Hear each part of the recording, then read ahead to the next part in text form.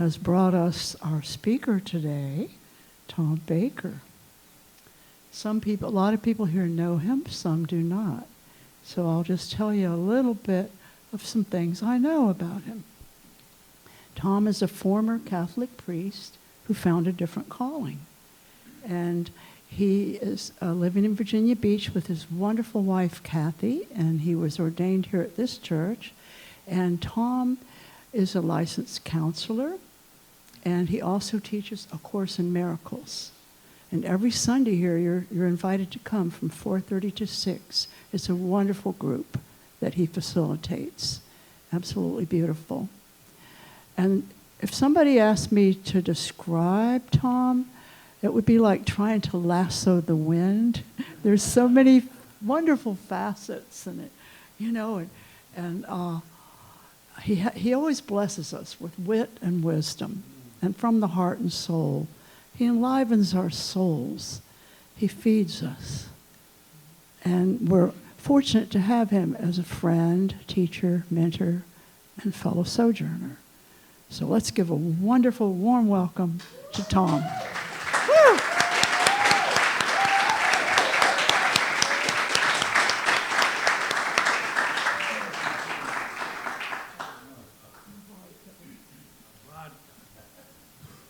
He said, "This is my vodka." One time, I tried it out and it was vodka. A Sunday I will never forget.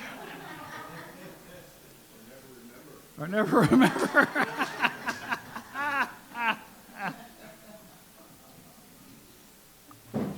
It's water. But that's fine too. Well, I was expecting when we started out in the service that they would be, the people who had an anniversary would be asked to stand up and talk about that. So I'm going to stand up and talk about that. I had an anniversary, 33 years of marriage to my beautiful wife, Kathy. Thank you. Thank you. When I was in college, when I was your all's age, I thought that to be married was to live happily ever after. In some ways, and I don't mean to be stereotypical about this, but in some ways I was more a girl than a guy, in that more important than getting my diploma was finding my soulmate. Oh, yeah. Empathy.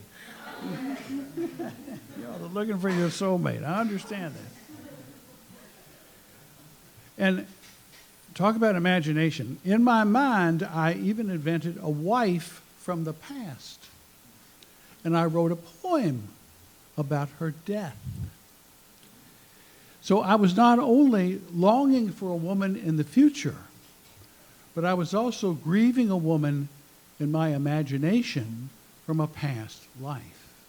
Isn't that weird? Well, I have the poem here. It's one of the saddest poems I ever wrote. So I know it was from the heart, but it was also from the imagination. I would suggest to all of us that we marry our imaginations with our hearts. When we do that, the world is constantly discovering itself, and we are constantly discovering ourselves through another. That's the beauty of finding your soulmate. Now, let me say one thing about soulmates. Edgar Cayce said that if you thought of all the people in your life who could have been your soulmate, there are about 20. The field is larger than you think. Although when your heart is smitten, there's only one person. So, this is upon the death of my wife.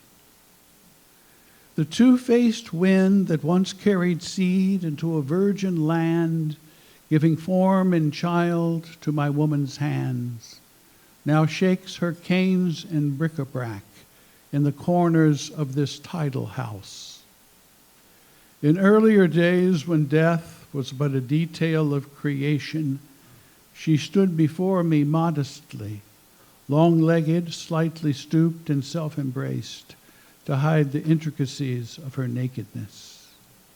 But tonight my woman is but a scrap of one night's wonder, her cleaving breath incising my domestic acre into widower and undertaker. Isn't that a sad poem? Man. Now see, yeah, good. Thank you, everybody. Oh, yeah. Y'all are great. Well, upon graduation from college, I started teaching the 7th grade. It was the most horrible experience of my life. Not that the kids were bad, but the curriculum was so simple. You know, telling people about Hungary and Turkey and how Hungary and Turkey were not meals, you know, they were on the map. And all that. Yeah, whoa. So I had a crisis, and I had the crisis about what I would do with my life. Just as you all are in crisis about what you want to do with your life, and you're already doing it in some extent. So I had to face the idea, or the fact, perhaps, that my life needed a larger vehicle. I needed to be something more than just a 7th grade teacher teaching about geography and grammar. I needed to talk about what was real, what was authentic, what was God. So I converted to Catholicism and became a Roman Catholic priest. Bango! I became a priest, but I still had a longing, like a woman was waiting for me somewhere, somehow. And when I was ordained, you lie down in a prostrate. You always get that word mixed up. A prostrate position on your stomach, and you pray about your priesthood. And the prayer that I prayed was that I would always know the truth. That I would know the truth no matter what, whether it conflicted with my priesthood or my career or my relationships or whatever it was, that I would follow the truth, which meant to follow love. Well, I was a priest for 10 years, exactly 10 years, and then I left because I had met a woman at the ARE, the Edgar Cayce Foundation, and I was the head of her sharing group at the Marshall Motel. Some people who are locals probably remember the Marshall Motel. Yeah, that was a great place. I helped the group interpret her dreams and listen to her spiritual journey. But more than that, I met the soul who was waiting for me. The woman I lost, and now the woman I found. Kathy has clear silver blue eyes that bespeak of honesty and truth. When she says it, she means it. But not in a mean way. Only my mother loved me the way Kathy loves me. Now, you might think that's a little weird too. But she just loves me. I keep asking her why she loves me. What about me makes me love you? Or what about me makes you love me? That's right. See, after a while, it's both ways. And but anyway, she said, "I just love you." I just love you. There are no words for it. Well, I made some words for it. Here is my little poem about a fact in her life. My wife's love for me is a fact in her life. She doesn't try to love me or decide to love me. Her love is not a daily choice or an act of will. I once asked her why she did not criticize me or judge me to be less than others. Surprised, she asked why a friend would do that. Good. I love that. I expected marriage to be a hothouse of forgiveness, where I would be pressed breathless into growth just beyond my endurance. Yet marriage has been a hammock strung between two trees, rocking to the rhythms of a summer breeze. In other words, it's been easy. Now, why has it been easy? Well, in our early years of marriage, I used to tell my wife what she wasn't. You don't cook like my mother. You've heard that maybe before. You don't keep house like my mother or my grandmother. You serve me food that's not quite right. Sometimes you don't talk about the things I want to talk about.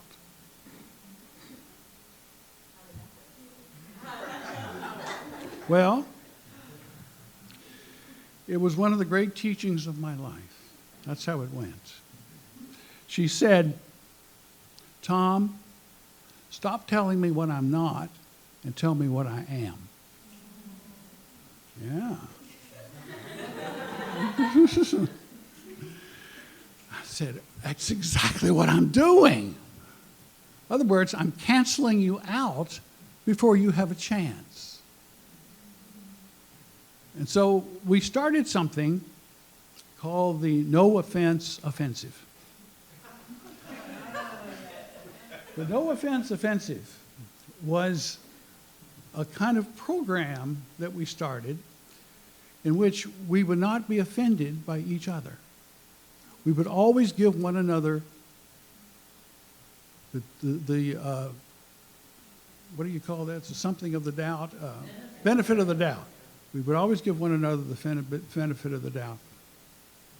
And this is the big part, never criticize the other. Don't criticize. You know what happens in friendship when you become critical of your friend? They stop being your friend. Look at Donald and Elon. They're having trouble these days because they were critical. So I must say that in marriage, I learned more about love than I did in the priesthood. The priesthood taught me about God. Marriage has taught me about love and life. So there was a kind of, in the priesthood, there was a kind of distance between myself and the people. I was okay with God, but I wasn't so okay with people. Ah, you probably recognize that, yeah. It's easier to love God than it is to love people. And the hardest thing to love is yourself. Ooh.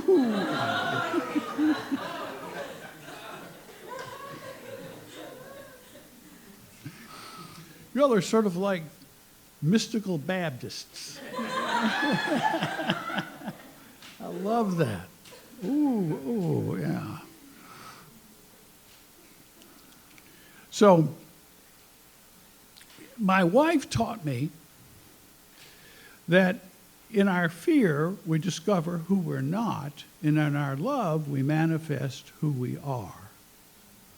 Love created me like itself. Love created Kathy like itself.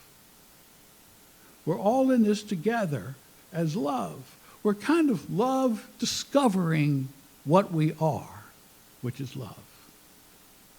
My final poem is a piece of imagination, this time a reflection on marriage at 50 years old. I'm 74 now.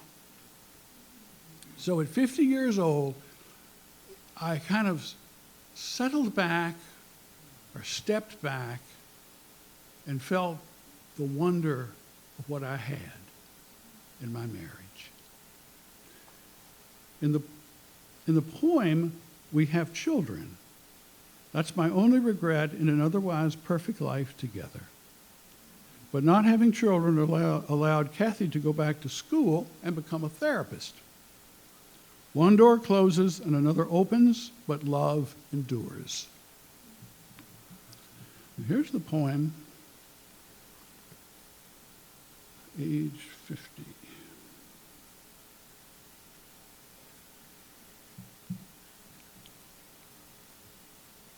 Love, age 50.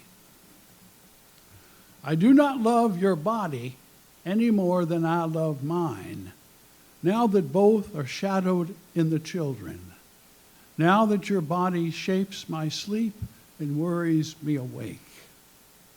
Your body was once my God, brutal and secret, just beyond reach but easily tricked, tempting crusades in me, moving me to proclamations of ownership. It was that body I married my youth to and lost the zealot in. That body finally small and simple, randomly scarred and birthmarked, breathlessly plain, plainly desired. I love your name now, a name fitted into mine and still strange to the children. It is a word apart, a clear bell on a cold morning, a red bird in a clean sky, new grass. So that's my story. I think it's not over yet, but it's not nearly as tense. Thank you, everybody.